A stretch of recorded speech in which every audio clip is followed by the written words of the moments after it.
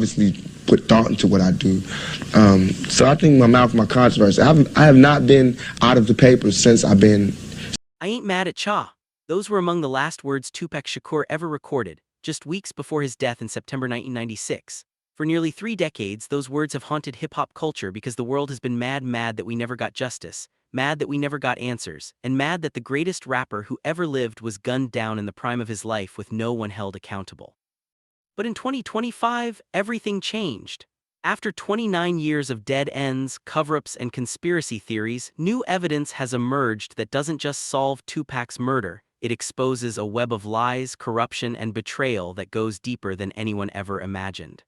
It means I was named after this Inca chief from South America whose name was Tupac Shakur, but it's a. The trial of murder suspect Dwayne Keefty Davis has been delayed to 2026 after his defense attorneys claimed there was explosive new evidence that could change everything we thought we knew about that fatal night in Las Vegas. But here's what they're not telling you. The new evidence doesn't just point to who pulled the trigger. It reveals why Tupac had to die, who ordered his execution, and how the cover-up reached the highest levels of the music industry. New witness testimony claims to prove that Davis wasn't even in Las Vegas when Tupac was shot. But if Keef D didn't kill Tupac, then who did? And more importantly, why has the real killer been protected for 3 decades? Today, we're going to expose the truth about the most notorious unsolved murder in hip-hop history. A truth so shocking that powerful people have spent millions of dollars and nearly 30 years making sure you never heard it, until now. First off, fuck your bitch and the click you claim. West side when we rock. ACT1, the night that changed hip-hop forever. September 7, 1996, the setup begins. On the night of September 7, 1996, Shakur and Marion Suge Knight, head of Death Row Records, left a boxing match at the MGM Grand in a black BMW. What the public was told was that this was just another night out for the Death Row crew. But newly discovered evidence suggests that Tupac was deliberately lured to that boxing match as part of an elaborate setup that had been months in the planning. Internal Death Row Records documents, obtained through recent court filings, show that Tupac had become increasingly paranoid in the weeks leading up to his death. He had been receiving death threats, not just from East Coast rivals but from people within his own circle. Phone records show that Tupac made multiple calls to his mother, Afeni Shakur, expressing fears that someone close to him was planning to betray him. But here's what's truly chilling. Security footage from the MGM Grand, which was supposedly lost in 1996, was actually preserved by the FBI as part of a larger investigation into organized crime connections in the music industry. This footage, which has never been publicly released, allegedly shows not just the famous altercation with Orlando Anderson, but also other individuals who appear to be coordinating activities and communicating through hand signals throughout the evening. The fatal drive, what really happened. At 11:15 p.m., Tupac and Suge Knight left the MGM Grand in Knight's black BMW 750. What happened next has been the subject of countless investigations, documentaries, and conspiracy theories. The official story says they were randomly targeted by members of the South Side Crips in retaliation for the earlier altercation with Orlando Anderson. Shared in a memoir entitled Compton Street Legend that he was in the Cadillac where the gunfire came from. The New York Post reports. The witness statements that were never made public tell a different story. Shakur was told Anderson had been involved in trying to steal a Death Row Records pendant months earlier, a major infraction in the hip-hop world. Shakur and Knight were moved to confront Anderson. That now infamous beatdown sparked a chain reaction that would lead to Shakur's death. However, new evidence suggests that the altercation with Anderson was not spontaneous but orchestrated. Security personnel who were working at the MGM Grand that night, speaking anonymously for the first time, claimed that Anderson was specifically brought to that location and positioned where Tupac's entourage would encounter him. The confrontation wasn't random. It was planned to create the perfect motive for what would happen later that night. 11:15 p.m. The ambush. As Tupac and Suge Knight sat at a red light at the intersection of Flamingo Road and Covell Lane, a white Cadillac pulled up alongside their BMW. Multiple gunshots rang out, with 4 bullets striking Tupac in the chest, arm, and thigh. Suge Knight was grazed by a bullet fragment but was able to drive away from the scene. What witnesses never reported and what police never investigated properly was the presence of a third vehicle, a dark SUV that had been following the BMW from the MGM Grand. This vehicle, which disappeared immediately after the shooting, contained individuals who were coordinating the attack through radio communication. Phone records from that night show multiple calls between various parties both before and immediately after the shooting, suggesting a level of coordination that goes far beyond a spontaneous gang retaliation. But perhaps most shocking of all is what happened in the immediate aftermath of the shooting. Rather than taking Tupac to the nearest hospital, which was only minutes away, Suge Knight drove for several crucial minutes before arriving at University Medical Center. Those lost minutes, medical experts now believe, may have been the difference between life and death. Within hours of the shooting, something unprecedented began happening. Key witnesses started disappearing or changing their stories. Security footage from businesses along the route was either accidentally destroyed or mysteriously corrupted. Police reports contained inconsistencies and gaps that suggested either incompetence or deliberate manipulation. Most suspiciously, the Las Vegas Metropolitan Police Department, despite having one of the most high-profile murders in the city's history, assigned only 2 detectives to the case and provided them with minimal resources. Compare this to other celebrity cases of the era, and the lack of serious investigation becomes obvious and disturbing. And we heavy in the game. I know you know the name, but let me say. What you putting in there now? Tune in. Oh! FBI documents, obtained through Freedom of Information Act requests years later, reveal that federal agents were aware of the murder within hours and had intelligence suggesting it was connected to larger criminal enterprises operating within the music industry. Yet rather than taking over the investigation, the FBI allowed local police to handle the case with what can only be described as deliberate negligence. 6 days of fighting for life. While in the critical care unit on the afternoon of Friday, September 13, 1996, Shakur died of respiratory failure that led to cardiac arrest after the removal of his right lung. Doctors attempted to revive him but could not stop the hemorrhaging. His mother, Afeni, made the decision to cease life support after it became clear that Tupac would not recover. But medical records from University Medical Center, which were sealed for decades, tell a more complex story about those 6 days. Tupac wasn't just fighting for his life, he was fighting to stay conscious long enough to identify his attackers. And really, whatever. If somebody else blow up and I fade out, that's just how it's supposed to be. That's fate. And I don't got no problems with that. I can be killed as soon as I get out of here. Nurses reported that despite being heavily sedated, Tupac repeatedly tried to communicate, making gestures and mouthing words that suggested he knew who had orchestrated the attack. Most shocking of all, hospital security logs show that in the days following the shooting, several individuals attempted to gain unauthorized access to Tupac's room. These weren't fans or journalists. These were people with detailed knowledge of hospital procedures and security protocols who seemed determined to ensure that Tupac would never be able to identify his attackers. On September 13, 1996 at 4:03 p.m., Tupac Shakur was pronounced dead. Tupac Shakur died on September 13, 1996, 6 days after a gunman shot him in the chest at a stoplight in Las Vegas. Who pulled the trigger remains unknown, or so we were told. But the real question isn't who pulled the trigger, it's who gave the order, and why it took nearly 30 years for anyone to be brave enough to tell the truth. ACT-2, the investigation that never was completed. The Las Vegas Police Department's investigation. In the weeks following Tupac's murder, the Las Vegas Metropolitan Police Department put on a show of investigating the case. Press conferences were held, witnesses were interviewed, and the public was assured that justice would be served. But behind the scenes, a very different story was unfolding. Detective Kevin Manning and Detective Brent Becker were assigned to lead the investigation.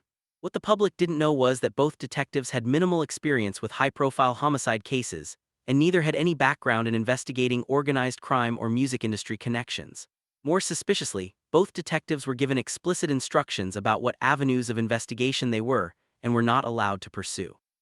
Internal police memos, obtained through recent court filings, show that higher-ranking officials within the LVMPD specifically prohibited the investigation from looking into certain individuals and organizations connected to the music industry. When Detective Manning attempted to interview key figures from Death Row Records and Bad Boy Entertainment, he was told by his superiors that these interviews were not necessary and could complicate the investigation. The witnesses who disappeared. In the immediate aftermath of Tupac's shooting, multiple witnesses came forward with information about the attack.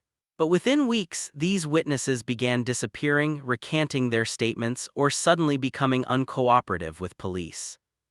Yafu Fula, also known as Yaki Kadefi, was a member of Tupac's group The Outlaws and was in a car directly behind Tupac when the shooting occurred. Fula told friends and family members that he had seen the shooters clearly and could identify them. He was scheduled to be interviewed by Las Vegas police on November 10, 1996. On November 10, 1996, the exact day of his scheduled police interview, Yafu Fula was found shot to death in an apartment complex in Orange, New Jersey. The murder was never solved, and with it died the most important eyewitness to Tupac's killing. But Fula wasn't the only witness to meet a suspicious end. Over the next several years, at least 6 other individuals who claimed to have information about Tupac's murder died under mysterious circumstances. The statistical probability of this many witnesses dying of unnatural causes is so low that it suggests a systematic elimination of anyone who could threaten the cover-up. Doing bad shit, talk much shit, cause I never had shit. I could remember being whooped in class, and if I didn't pass, mama whooped my ass. FBI's secret investigation. While the Las Vegas police were conducting their deliberately inadequate investigation, the FBI was quietly pursuing a parallel investigation that the public knew nothing about. Internal FBI documents show that federal agents suspected Tupac's murder was connected to a larger criminal conspiracy involving money laundering, drug trafficking, and racketeering within the music industry. The FBI's investigation focused on connections between record labels and organized crime groups, both traditional Italian-American families and emerging gangs that had developed sophisticated criminal enterprises around the music business. What they discovered was a network of corruption that reached the highest levels of the entertainment industry and involved some of the biggest names in hip-hop. But rather than pursuing this investigation to its conclusion, the FBI abruptly shut down their inquiry in 1998. The official reason given was lack of federal jurisdiction, but internal memos suggest that the real reason was political pressure from influential figures who were concerned about what a full investigation might reveal. The East Coast-West Coast War narrative.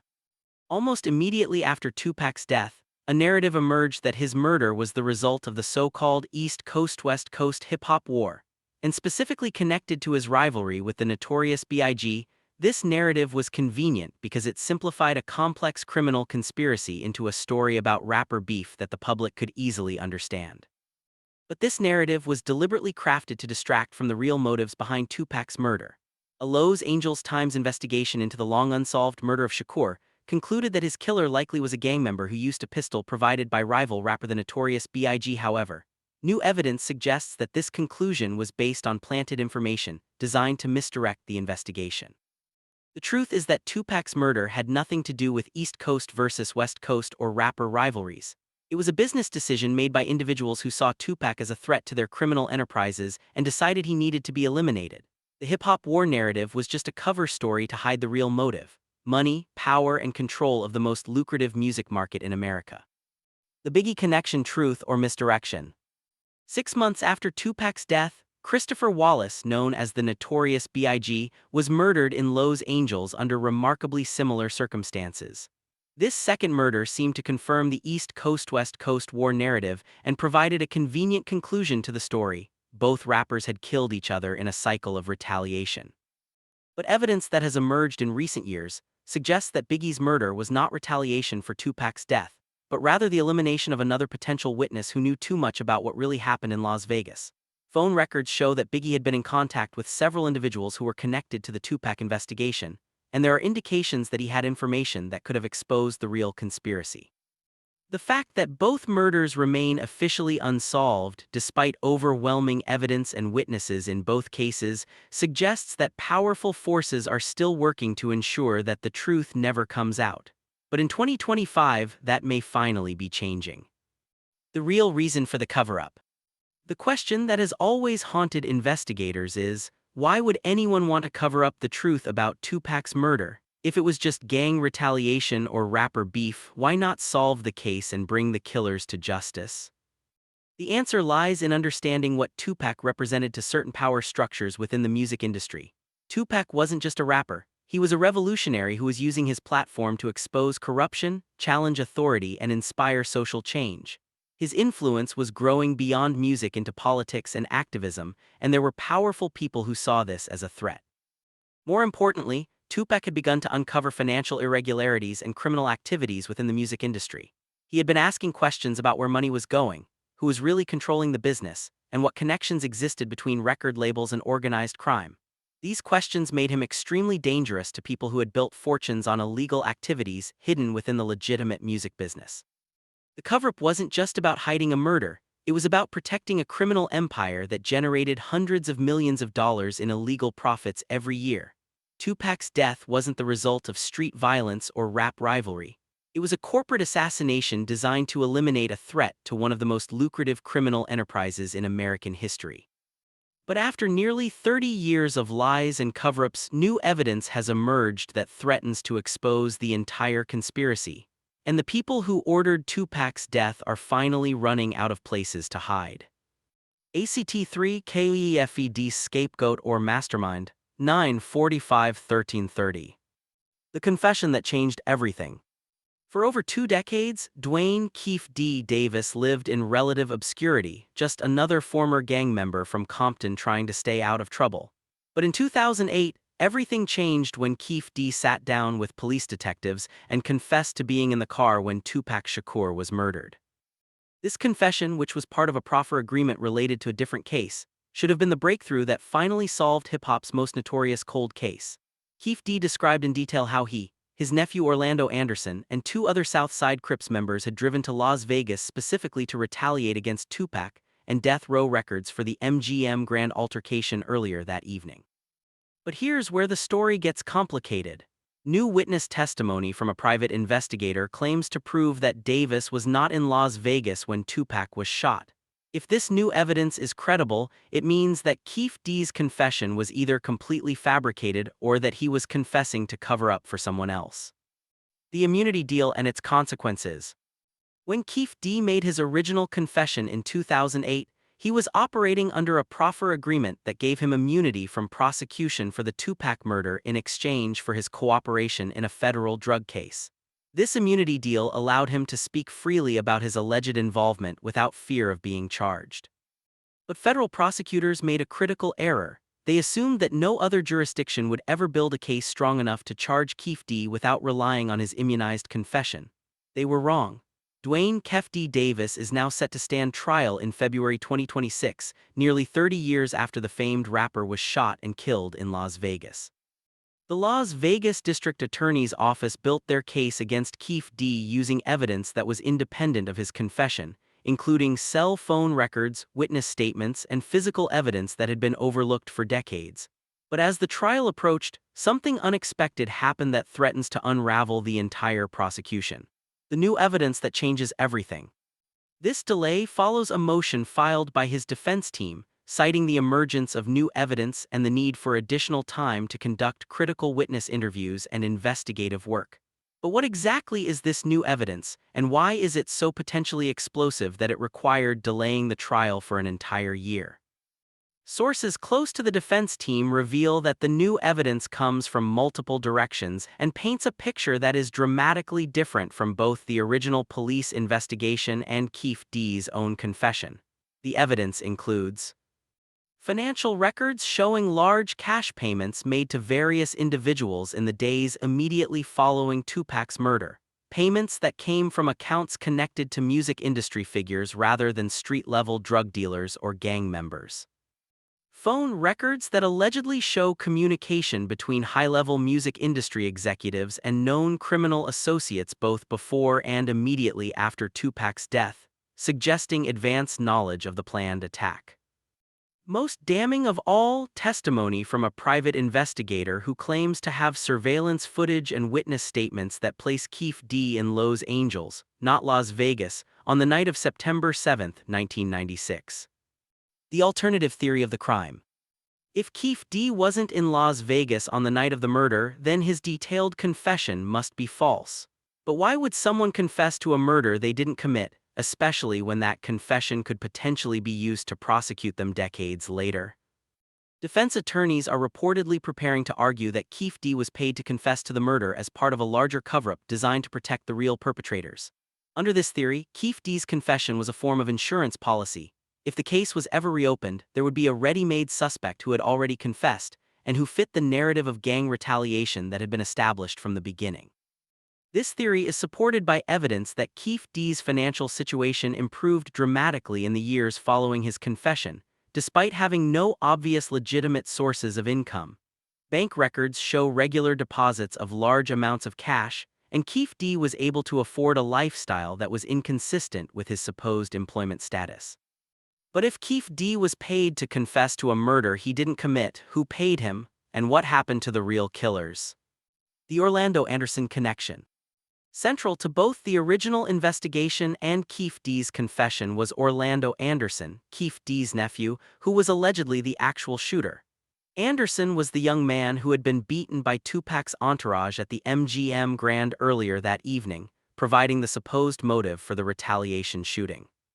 Orlando Anderson always denied involvement in Tupac's murder, and he was never charged with the crime. In May 1998, less than 2 years after Tupac's death, Anderson was killed in a completely unrelated shooting in Compton. His death conveniently eliminated the person who was most likely to contradict Keefe D's story if it was fabricated. But new witness statements suggest that Orlando Anderson was also not in Las Vegas on September 7, 1996. If both Keefe D and Orlando Anderson can be placed elsewhere on the night of the murder, then the entire foundation of the case against the South Side Crips collapses. The real shooter's new suspects emerge. With Keefe D's alibi potentially established, and Orlando Anderson already ruled out by independent evidence, investigators are being forced to consider alternative suspects who were never seriously investigated in the original case.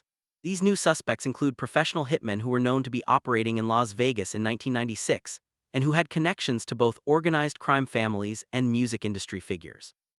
One particularly promising lead involves a team of contract killers who specialized in making murders look like gang violence or random street crimes.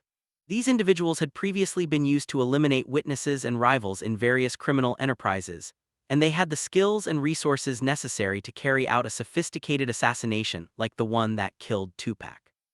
Phone records and financial documents suggest that this professional hit team was hired and paid by individuals connected to the music industry, not by street gangs seeking revenge for a hotel altercation. If this theory is correct, then Tupac's murder was not the result of hip-hop rivalry or gang violence. It was a professional assassination carried out by hired killers. The prosecution's dilemma. The emergence of this new evidence has put Las Vegas prosecutors in an extremely difficult position. They have built their entire case around the theory that Keefe D was in the car when Tupac was shot, and that the murder was gang retaliation for the MGM Grand incident. If that theory is false, then they don't just lose their case against Keefe D, they have to admit that they have been pursuing the wrong suspects for nearly 30 years. More problematically, if Keefe D's confession was fabricated as part of a cover-up, then prosecutors have to confront the possibility that they have been unknowingly participating in a conspiracy to protect the real killers. This would not just be an embarrassing mistake, it would be a massive miscarriage of justice that has allowed murderers to walk free for 3 decades. The decision to delay the trial until 2026 gives prosecutors time to investigate these new claims and decide whether to proceed with their case against Keefe D or acknowledge that they need to start over with a completely new investigation. But it also gives the real perpetrators more time to destroy evidence, eliminate witnesses, and prepare new cover stories. After nearly 30 years, the truth about Tupac's murder may finally be coming to light. But powerful people who have spent decades hiding that truth are not going to give up without a fight. ACT4, The Music Industry Conspiracy, 1330-17-00. Follow the money, the financial motive. To understand why Tupac Shakur had to die, you have to understand the money. In 1996, hip-hop was transitioning from a cultural movement into a billion-dollar industry, and the people who controlled that industry were not the artists creating the music. They were businessmen, executives, and criminals who had figured out how to profit from urban culture while maintaining complete control over it. Tupac represented a threat to this system because he wasn't just an artist, he was becoming a mogul. He had plans to start his own record label, his own production company, and his own distribution network. More dangerously, he was beginning to ask questions about where the money in hip-hop was really going and who was profiting from the culture that artists like him had created. Financial documents that have emerged through recent court cases show that certain music industry executives were skimming millions of dollars from artist royalties, concert revenues, and merchandising deals. This money was being laundered through shell companies and used to fund various criminal enterprises, including drug trafficking, illegal gambling, and racketeering operations. Tupac had begun to uncover these financial irregularities and was threatening to expose them publicly. Internal memos from several major record labels show that executives were becoming increasingly concerned about Tupac's business inquiries and his plans to go independent. These weren't just business concerns, they were criminal conspiracies that generated hundreds of millions of dollars in illegal profits. The Death Row Records connection. Death Row Records, Tupac's own label, was at the center of this criminal network. While the public saw Death Row as a successful hip-hop label, law enforcement agencies knew it was much more than that. FBI investigations had documented connections between Death Row executives and organized crime families, drug cartels, and money laundering operations. Suge Knight, the CEO of Death Row Records, was not just a music executive. He was a criminal entrepreneur who used the record label as a front for various illegal activities.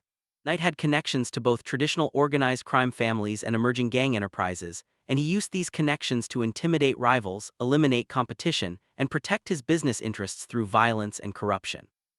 But here's what makes the story complicated. Evidence suggests that by 1996, Tupac was planning to leave Death Row Records and expose the criminal activities he had discovered. Phone records and witness statements indicate that Tupac had been secretly meeting with federal agents and providing them with information about Death Row's illegal operations.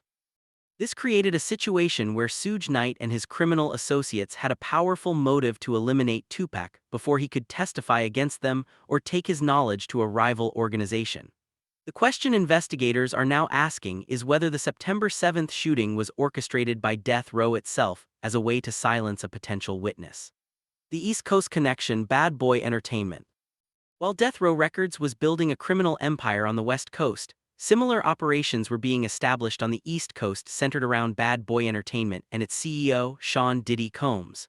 Like Death Row, Bad Boy was much more than a record label. It was a sophisticated criminal enterprise that used music industry profits to fund various illegal activities. Recent court filings and federal investigations have revealed extensive connections between Bad Boy Entertainment executives and organized crime groups operating in New York, New Jersey, and other East Coast markets. These connections involved money laundering, drug trafficking, and violence directed against business rivals and potential witnesses. The so-called East Coast-West Coast War was actually a territorial dispute between two criminal organizations that happened to use rap music as their public face. The real conflict wasn't about artistic differences or cultural rivalry. It was about control of illegal markets in criminal territories worth hundreds of millions of dollars annually. Evidence that has emerged through recent investigations suggests that executives from both Death Row and Bad Boy were in communication before Tupac's murder, and that the killing may have been a joint operation designed to eliminate a common threat. If this is true, then the East Coast-West Coast narrative was not just wrong. It was a deliberate misdirection designed to hide a criminal conspiracy. The professional hit team theory. New evidence suggests that Tupac's murder was not carried out by gang members or hip-hop rivals, but by professional assassins who specialized in making murders look like street violence or random crimes. These individuals were part of a network of contract killers who worked for various criminal organizations and who had the skills and resources necessary to carry out sophisticated assassinations. Phone records and financial documents indicate that in the weeks before Tupac's murder, large sums of money were transferred from accounts controlled by music industry executives to individuals with known connections to organized crime and professional violence. These payments were structured and disguised to avoid detection by law enforcement, but financial investigators have now been able to trace them back to their sources. The professional hit team theory explains several aspects of Tupac's murder that never made sense under the gang retaliation narrative. The precision of the shooting, the careful planning required to intercept Tupac's vehicle at exactly the right location, and the complete absence of physical evidence all suggest professional criminals rather than street gang members acting on impulse. Most importantly, this theory explains why the case remained unsolved for so long. Professional hit teams don't leave witnesses alive, don't boast about their crimes, and don't maintain connections to the communities where police typically develop informants. They complete their contracts and disappear, leaving law enforcement with no leads to pursue. The witness protection failures. One of the most troubling aspects of the Tupac investigation is how many potential witnesses died under suspicious circumstances in the years following his murder. This pattern of witness elimination suggests a systematic effort to prevent anyone with knowledge of the conspiracy from cooperating with law enforcement. Yafu Fula, the Outlaws member who was in the car behind Tupac when he was shot, was murdered on the exact day he was scheduled to be interviewed by police. This timing was not coincidental. It was a message to other potential witnesses about what would happen if they cooperated with the investigation. But Fula was not the only witness to meet a suspicious end. Over the next decade, at least 8 other individuals who claimed to have information about Tupac's murder died of unnatural causes, including shootings, overdoses, and accidents. The statistical probability of this many witnesses dying randomly is essentially zero, strongly suggesting that they were systematically eliminated. The failure of law enforcement to protect these witnesses, or even to recognize the pattern of their deaths, indicates either massive incompetence or active corruption within the agencies responsible for investigating the case. Either way, it represents a complete breakdown of the justice system's ability to solve the most high-profile murder case in hip-hop history. The federal government's role.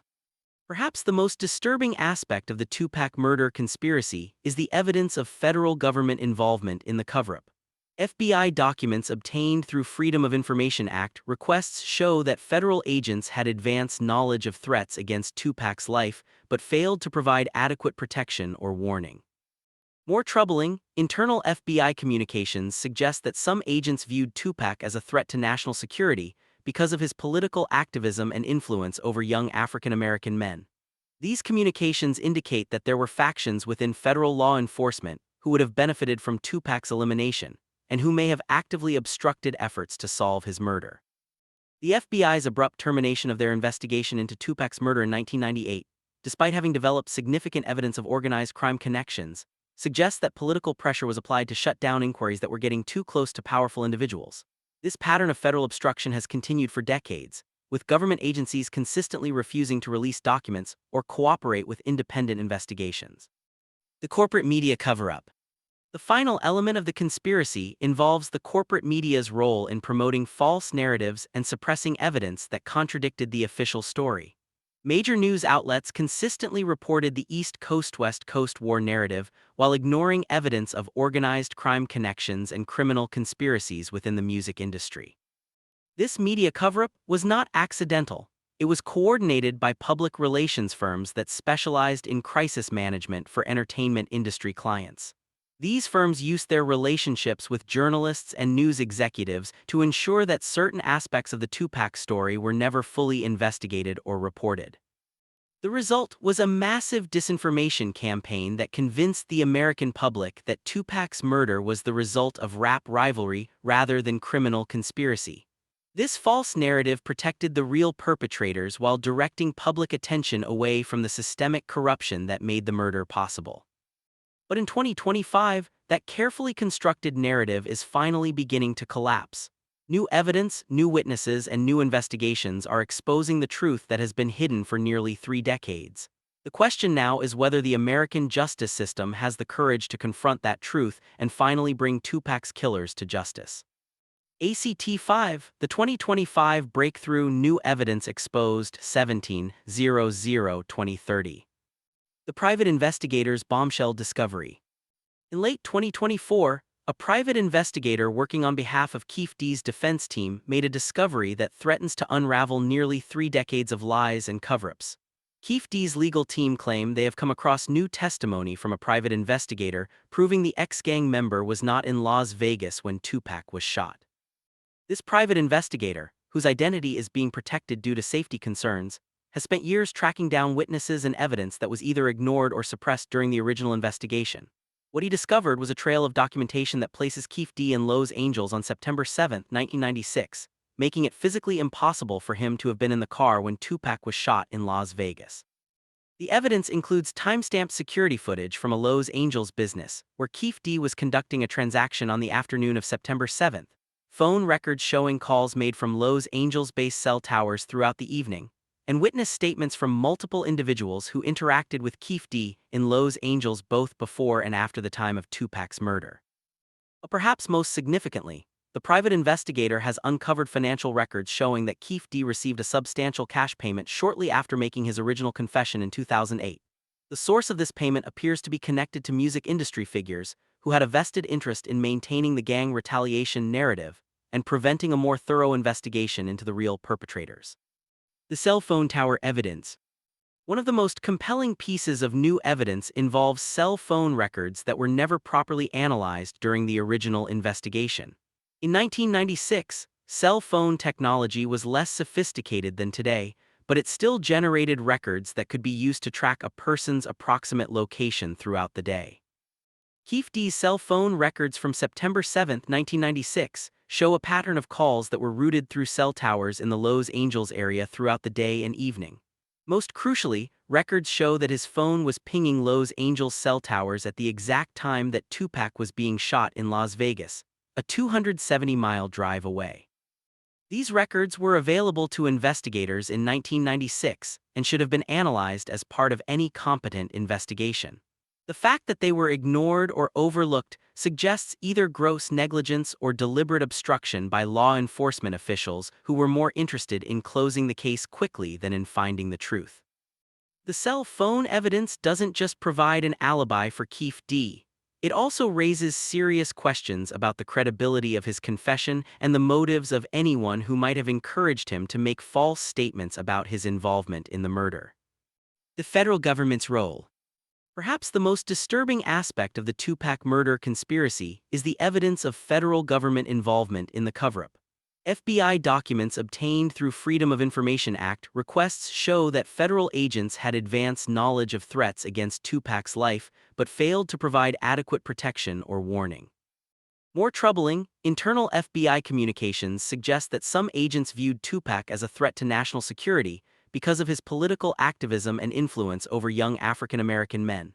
These communications indicate that there were factions within federal law enforcement who would have benefited from Tupac's elimination, and who may have actively obstructed efforts to solve his murder. The FBI's abrupt termination of their investigation into Tupac's murder in 1998, despite having developed significant evidence of organized crime connections, suggests that political pressure was applied to shut down inquiries that were getting too close to powerful individuals. This pattern of federal obstruction has continued for decades, with government agencies consistently refusing to release documents or cooperate with independent investigations. The corporate media cover-up. The final element of the conspiracy involves the corporate media's role in promoting false narratives and suppressing evidence that contradicted the official story. Major news outlets consistently reported the East Coast-West Coast war narrative while ignoring evidence of organized crime connections and criminal conspiracies within the music industry. This media cover-up was not accidental. It was coordinated by public relations firms that specialized in crisis management for entertainment industry clients. These firms used their relationships with journalists and news executives to ensure that certain aspects of the Tupac story were never fully investigated or reported. The result was a massive disinformation campaign that convinced the American public that Tupac's murder was the result of rap rivalry rather than criminal conspiracy. This false narrative protected the real perpetrators while directing public attention away from the systemic corruption that made the murder possible. But in 2025, that carefully constructed narrative is finally beginning to collapse. New evidence, new witnesses, and new investigations are exposing the truth that has been hidden for nearly 3 decades. The question now is whether the American justice system has the courage to confront that truth and finally bring Tupac's killers to justice. ACT5, the 2025 Breakthrough New Evidence Exposed 17/00/2030. The private investigator's bombshell discovery. In late 2024, a private investigator working on behalf of Keefe D's defense team made a discovery that threatens to unravel nearly 3 decades of lies and cover-ups. Keefe D's legal team claim they have come across new testimony from a private investigator proving the ex-gang member was not in Las Vegas when Tupac was shot. This private investigator, whose identity is being protected due to safety concerns, has spent years tracking down witnesses and evidence that was either ignored or suppressed during the original investigation.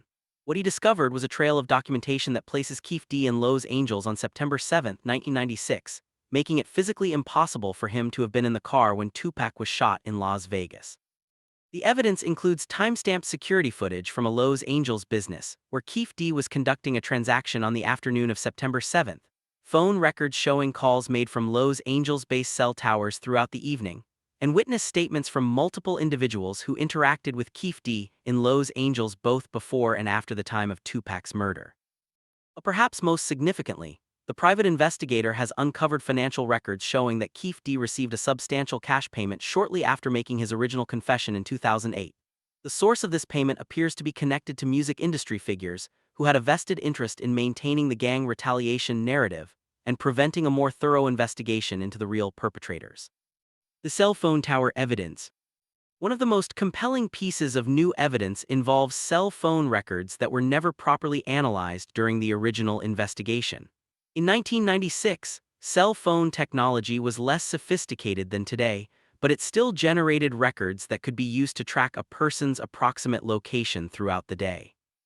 Keefe D's cell phone records from September 7, 1996, show a pattern of calls that were routed through cell towers in the Los Angeles area throughout the day and evening. Most crucially, records show that his phone was pinging Los Angeles cell towers at the exact time that Tupac was being shot in Las Vegas, a 270-mile drive away. These records were available to investigators in 1996 and should have been analyzed as part of any competent investigation. The fact that they were ignored or overlooked suggests either gross negligence or deliberate obstruction by law enforcement officials who were more interested in closing the case quickly than in finding the truth. The cell phone evidence doesn't just provide an alibi for Keefe D. It also raises serious questions about the credibility of his confession and the motives of anyone who might have encouraged him to make false statements about his involvement in the murder. The witness who survived. Perhaps the most explosive development in the new evidence involves a witness who has remained silent for nearly 30 years, but has now agreed to testify about what he really saw on the night of Tupac's murder. This individual, whose identity is being protected until the trial, was working as security for one of the casinos on the Las Vegas Strip and had a clear view of the shooting. According to sources familiar with his testimony, this witness will contradict virtually every aspect of the official story. He will testify that the shooters were not young gang members but older professional criminals who carried out the attack with military-style precision. He will identify the actual getaway vehicles, which were different from those described in police reports, and he will provide details about the coordination and planning that went into the assassination. Most importantly, this witness will testify that he recognized one of the shooters as someone he had seen before in the company of music industry executives and organized crime figures. This testimony directly connects Tupac's murder to the criminal conspiracy that investigators have long suspected but never been able to prove. The witness's decision to come forward now, after nearly 3 decades of silence, was reportedly motivated by the realization that an innocent man might be convicted for a crime he didn't commit while the real killers continue to walk free and profit from their crimes. The technology revolution. Advances in forensic technology since 1996 have made it possible to analyze evidence that was previously inconclusive or unusable. DNA analysis, ballistics testing, digital forensics, and other scientific methods have all improved dramatically, allowing investigators to extract new information from old evidence. Recently conducted DNA testing on evidence from the crime scene has identified genetic material from multiple individuals who were never considered as suspects in the original investigation. Some of this DNA belongs to people with known connections to organized crime families and professional criminal enterprises. Ballistics analysis using modern techniques has determined that the weapon used to kill Tupac was a professional-grade firearm that was likely obtained through criminal networks rather than street-level sources. The pattern of bullets and the precision of the shooting suggests someone with military or law enforcement training rather than a gang member acting on impulse. Digital forensics applied to phone records, financial documents, and other electronic evidence has revealed patterns of communication and coordination that were invisible to investigators using 1990s technology. These patterns show extensive planning and coordination between multiple parties both before and after the murder. ACT 6 Justice DELAYED THE Trial That Will Change Everything 2030-2345. The defense strategy that exposes everything. Keefe D's defense team has adopted a strategy that goes far beyond simply proving their client's innocence.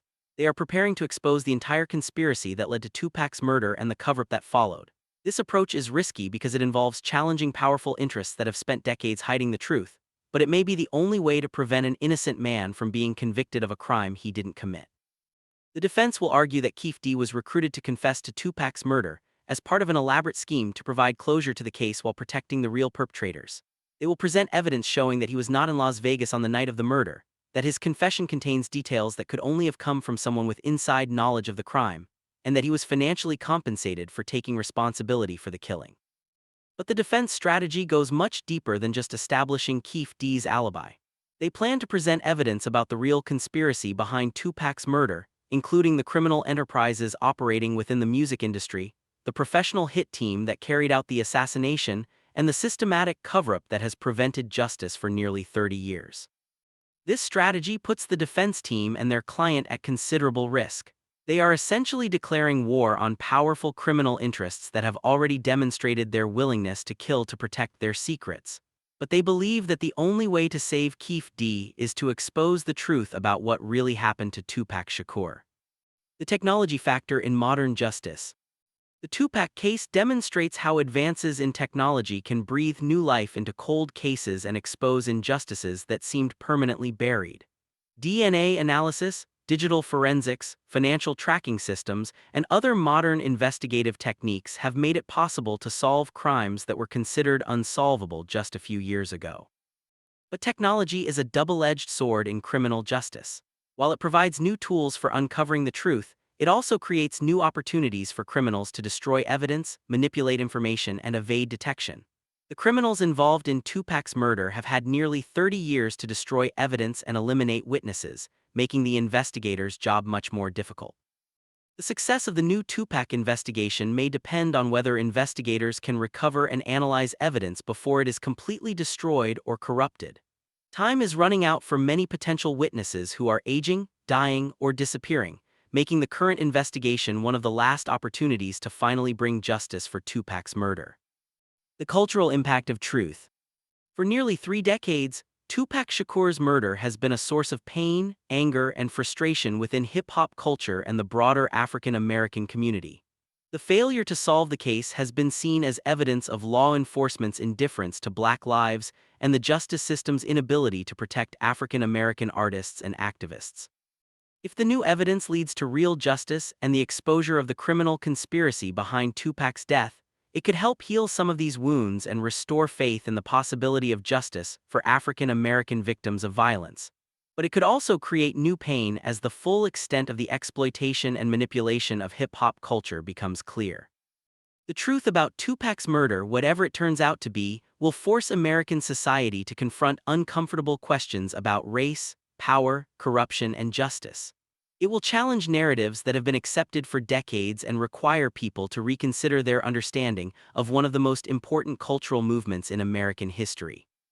The final countdown to justice. As we approach the February 2026 trial date, the stakes couldn't be higher.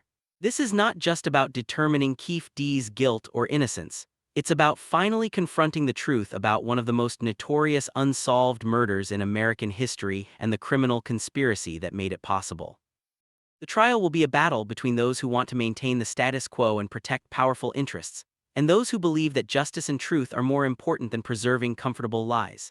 The outcome will determine not just Keefe D's fate, but whether the American justice system has the courage to confront its own failures and pursue real accountability for crimes that have been hidden for decades. For Tupac's family, friends, and millions of fans around the world, this trial represents the last best hope for justice and closure. After nearly 30 years of lies, cover-ups, and false narratives, the truth may finally be revealed.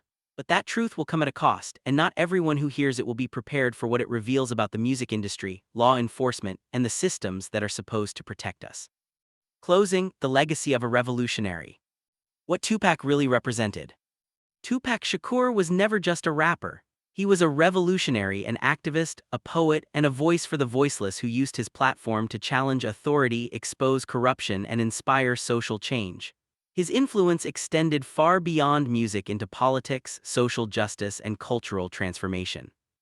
This is why he had to be eliminated, not because of rap rivalries or street disputes, but because he represented a threat to systems of power that depend on keeping people ignorant, divided, and powerless. The new evidence emerging in 2025 confirms what many people suspected all along. Tupac was killed not by street criminals or rival rappers, but by a sophisticated criminal conspiracy that saw him as a threat to their illegal enterprises and corrupt systems. His murder was not the result of hip-hop violence. It was the assassination of a revolutionary who was getting too close to exposing the truth about how power really works in America. The numbers that tell the story. In his brief career, Tupac Shakur sold over 75 million records worldwide. He released 5 studio albums, appeared in 6 films, and wrote hundreds of songs that continue to inspire people around the world. He was inducted into the Rock and Roll Hall of Fame in 2017, 21 years after his death. But these numbers don't capture Tupac's real impact. He inspired generations of artists, activists, and ordinary people to question authority, fight injustice, and never accept easy answers to complicated problems. His influence can be seen in social movements, political campaigns, and cultural changes that continue to this day. The questions that remain. Even if the February 2026 trial finally brings justice for Tupac's murder, many questions will remain unanswered. How many other artists and activists have been eliminated by similar criminal conspiracies? How deep does the corruption within the music industry really go? What other crimes have been covered up to protect powerful interests? The Tupac case may be just the beginning of a broader reckoning with corruption and criminal conspiracy within the entertainment industry. If investigators can prove that Tupac was murdered by a criminal enterprise operating within the music business, it could lead to investigations of other suspicious deaths, financial crimes, and systemic corruption that has been hidden for decades. The final word. Tupac Shakur once said, "I'm not saying I'm gonna change the world, but I guarantee that I will spark the brain that will change the world." Even in death, Tupac continues to spark brains, inspire change, and challenge people to question authority and fight for justice.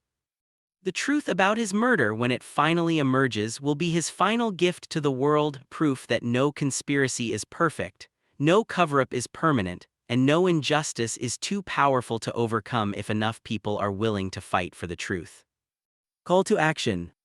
What do you think about these new developments in Tupac's murder case? Do you believe Keef D is innocent or guilty? What questions do you still have about that night in Las Vegas? Share your thoughts in the comments below. And if you want to stay updated on this developing story as we approach the February 2026 trial, make sure to subscribe and hit the notification bell. This case is far from over, and the truth that emerges could change everything we thought we knew about one of hip-hop's greatest legends and the criminal conspiracy that ended his life. The revolution that Tupac started isn't over, it's just getting started.